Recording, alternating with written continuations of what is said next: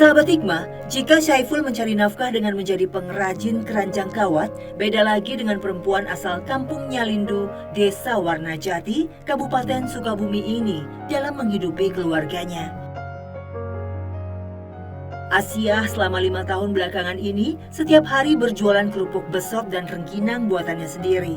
Dengan berjalan kaki sambil membawa dagangan, perempuan berusia 60 tahun itu menjajakan kerupuk besok dan rengginangnya keliling dari kampung ke kampung. Kerupuk besok dan rengginang buatan Asia terlihat menonjol dengan warna-warni yang cerah. Suka dukanya kalau jualan kadang jatuh lah dari itu tangan gitu, kadang jatuh, kadang lah kehujanan gitu.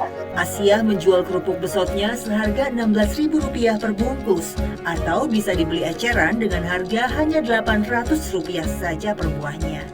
Sekali keliling, kalau dagangannya ludes semua terjual, Asia bisa mengantongi pendapatan Rp80.000.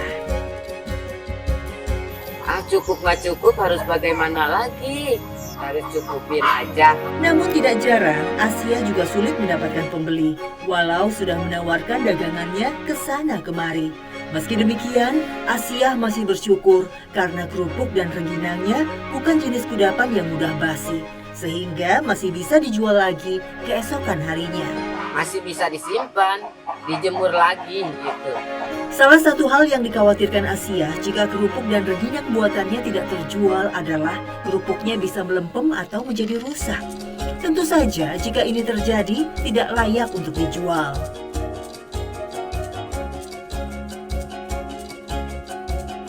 Kesulitannya ya kan kalau hujan suka ini nggak ada dijemur gitu.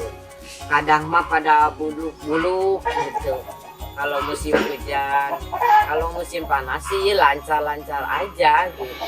Sebagai tulang punggung keluarga, kalau Asia sedang tak bisa berdagang, maka tidak ada penghasilan yang didapat. Kalau sudah begini, keluarganya terpaksa harus menahan lapar karena tak ada uang untuk membeli makanan. Iya, gak punya beras, bapaknya lagi sakit gitu. Saya lagi sakit. Anak nggak kerja, kesulitannya begitu. Kesulitan demi kesulitan yang dialami Asia tidak membuatnya menyerah.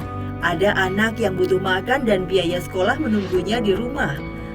Tanpa kenal lelah, Asia terus menjajakan dagangannya meski harus memeras keringat tak peduli panas dan gerimisnya hujan.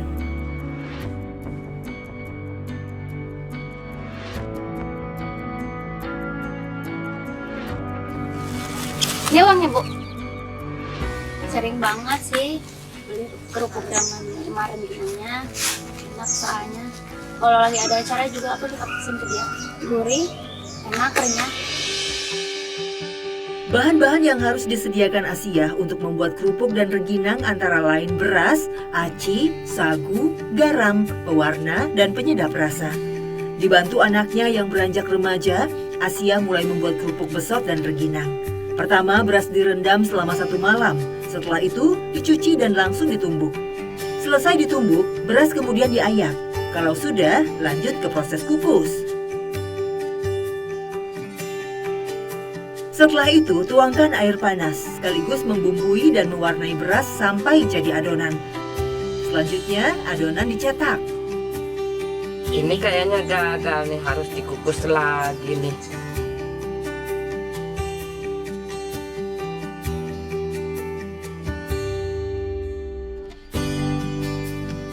Begitu kerupuk besot dan rengginangnya usai dicetak, Asia lantas menjemurnya sampai benar-benar kering.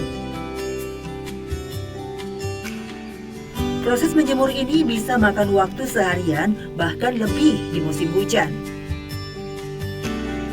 Setelah kering, Asia pun menyiapkan penggorengannya.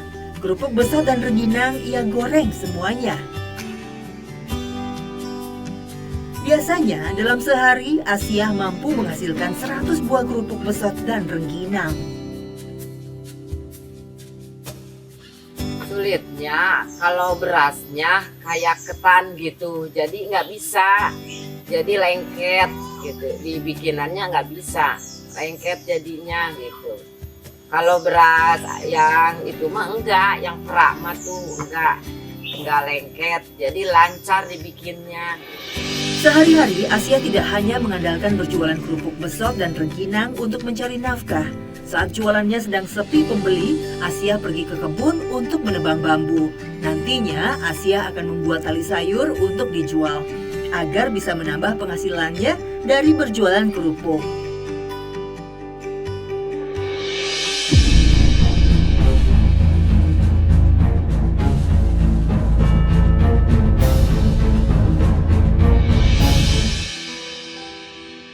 Sahabat, sesungguhnya di balik semua ujian ada pahala yang besar menanti dari Allah Ta'ala. Rasulullah SAW bersabda, sesungguhnya besarnya pahala itu sesuai dengan besarnya ujian, dan bahwa Allah apabila menyayangi atau mencintai suatu kaum, maka Allah akan mengujinya. Dan bagi siapa saja ridho, maka baginya keridhoan dari Allah. Dan barang siapa yang membenci, maka baginya kebencian dari Allah Subhanahu wa Ta'ala. Hadis riwayat Tirmizi dan Ibnu Majah. Dulunya pekerjaan membuat tali bambu merupakan pekerjaan suaminya. Namun kini sang suami merantau bekerja serabutan di luar kota. Kadang ada, kadang nggak ada, bagaimana itunya aja pohonnya. Kadang mah kan ada yang di itu, ada yang di dalam, kadang ada yang di pinggir gitu. Kalau di dalam ngambilnya susah, kalau di pinggir enggak gitu. Untuk membuat tali sayur, Asia mesti membelah dulu batang bambu dengan gergaji. Usai dibelah, batang bambu itu dipotong ke ukuran kecil-kecil. Kemudian dihaluskan untuk menghilangkan serat dan bulu bambunya agar tidak melukai tangan. Asia pun mulai menyesak potongan bambu tipis-tipis memanjang sesuai bentuk tali sayur yang berfungsi untuk mengikat sayur mayur. Asia biasanya mampu menghasilkan hingga 50 ikat tali. Ada kadangnya bambunya agak tua gitu. Kadang kalau bambunya agak tua kan nggak bisa. Kadang mah nggak tipis gitu, nggak bisa. Sasaran penjualan Asia tentu saja para pedagang sayur mayur. Satu ikat tali sayur buatannya itu ia jual dengan harga Rp2.000 saja. Meski harganya murah meriah, namun Asia tetap tidak gampang menemukan pembeli. Lantaran kini ia harus bersaing dengan tali karet yang lebih praktis. Ini pesenannya nih. Oh iya. Iya, nah. Berapa Bu? Ini 6.000, biarin lah 5.000 aja. Nah, udah langganan ini. Ini 5.000 ya? Ya, makasih ya.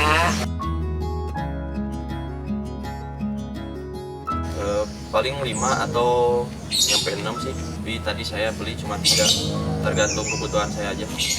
Kualitasnya bagus, kuat. Dari bambunya juga bagus. Masih pada bagus. Nah, kalau pakai karet biasanya sering putus. Kalau pakai bambu kan lebih lebih kuat. Setelah lelah memeras keringat dari berjualan kerupuk besot, rengginang, dan tali sayur, Asia melepas lelahnya dengan memperbanyak ibadah.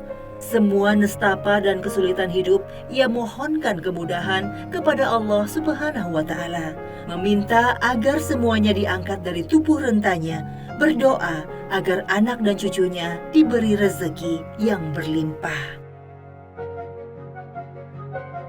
Sahabat, sabar menghadapi ujian dalam bekerja dan tak pernah lelah berikhtiar bagi Nenek Sumiati penjual gemblong dan Syaiful pembuat kerajinan dari kawat serta Asiah pembuat kerupuk sudah menjadi hal yang rutin dilalui. Namun mereka tak pernah berputus asa. Semoga tayangan hikmah hari ini dapat membawa manfaat, menggali hikmah, menuai berkah. Wassalamualaikum warahmatullahi wabarakatuh.